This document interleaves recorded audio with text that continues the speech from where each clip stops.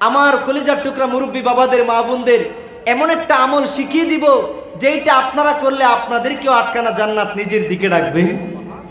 বলবো ইনশাআল্লাহ। আমলের নিয়তে শুনবেন। সেটা হলো, আপনারা যখনই আজান দেই মসজিদে যাওয়ার জন্য ওযু করেন অথবা পবিত্র হওয়ার জন্য নেক কাজের নিয়তে ওযু করেন।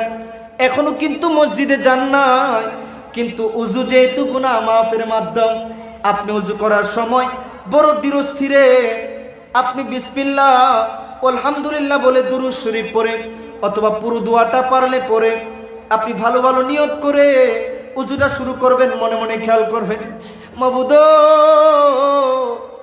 মাবুদ, এই নীল আসমানের নিচে জমিনের উপরে আমার মতো গুনাহগার আর কেউ না। তওবা করে কত তওবা বন্ধ করেছি। যৌবনকালে নবীজি বলছে ইবাদতের এটা হলো মুখ্যম সময়, এটা হলো যৌবনকাল, মানে দিনের কাজে লেগে যাওয়ার মুখ্যম সময়। আজকের দিনে তো বৌলবালা এমনি হয় না। সাহাবায়ে কেরাম যৌবনকালে নিজের তরতাজা রক্তগুলা ঢেলে ঢেলে আজকে ইসলামকে সাজাই দিয়ে গেছে। আজকের যুবকরা ইসলামের জন্য ত্যাগ করতে রাজি নাই, কিন্তু খেলা একটাও দেখা ছাড়তে রাজি না। তো বিপদ তোমরা রাইতো না, কার আইব? টিকটক ছাড়তে রাজি না, ফেসবুক ছাড়তে রাজি না, কথা বলেন না কেন? ভাইরাল ইস্যু ছাড়তে রাজি না, ফেসবুকে ফান ছাড়তে রাজি না। মা ডাকতেছে, বাবা ডাকতেছে, মসজিদে আল্লাহ মুয়াজ্জিনের মাধ্যমে ডাকতেছে, কিন্তু তার মোবাইল টিপই শেষ হয় না, আড্ডাও শেষ হয় না, দুনিয়ার কামাইয়ের দৌড়াদৌড়ি শেষ হয় না। আল্লাহ হেদায়েত নসিব করুক, বলেন আমিন। এই জন্য যখন উযু করবেন গুনাহগুলা খেয়াল করে আপনি উযু করলেন।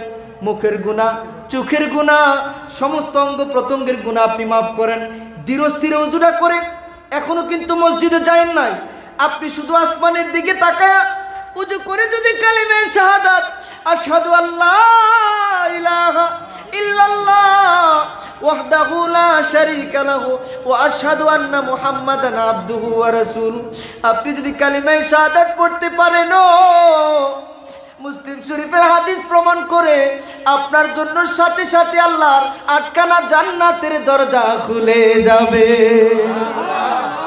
আপনার গুনাহ মাফ হয়ে যাবে।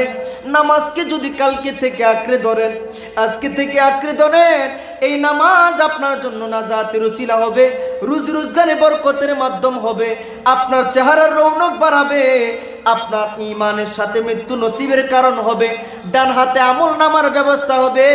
আপনি ঈমানের সাথে মরলে নামাজ আপনাকে পুলসিরাতের পুল বিজলির আকারে পার হওয়ার ব্যবস্থা করে দিবে। আর একটু জোরে বলবেন না সুবহানাল্লাহ। তাইলে আমরা মহব্বতে ঘরের মধ্যে নামাজ কায়েমের দরকার আছে কিনা?